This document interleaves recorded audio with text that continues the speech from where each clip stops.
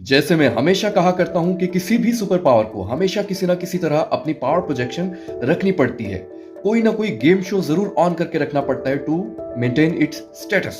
यही हो रहा है चाइना और ताइवान के साथ आजकल। चाइना मिलिटरीली, इकोनॉमिकली, डिप्लोमेटिकली और जियोग्राफिकली हर लिहाज से एक स्ट्रॉन्ग लेवल है। दूसरी जानिब ताइवान एक आइलैंड कंट्री। चाइना के सामने तो उसकी मिलिट्री, उसका इकोनॉमी और उसका पॉलिटिकल स्टेटस जस्ट एक सिंबॉलिक हैसियत रखता है। अच्छा, यहाँ आपको एक इंपॉर्टेंट बात बताऊं कि जैसे ताइवान एक आइलैंड कंट्री है और आइलैंड कंट्री ज्यादा वल्नरेबल होता है सिक्योरिटी पर्सपेक्टिव से बनिस्बत किसी भी लैंडलॉक कंट्री से। वो इसलिए कि पानी से किसी भी डायरेक्शन में एनिमी आप पर अटैक कर सकता है।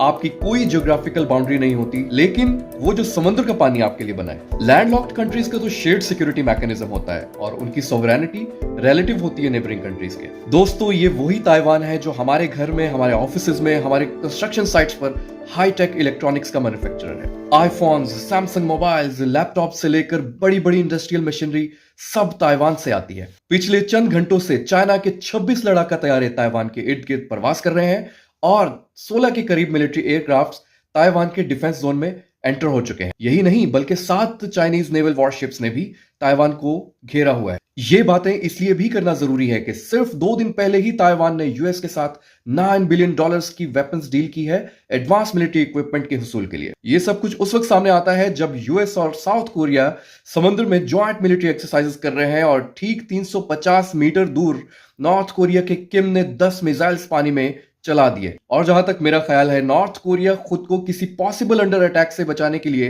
पहले से ही प्रेशर देना शुरू हो गया है। यूएस जैसे ही ईरान तक पहुंचा, पूरे रीजन में एक हलचल मच गई और गैर मामूली तौर पर सारे रीजन की कंट्रीज जो है वो एक्टिव हो गए हैं।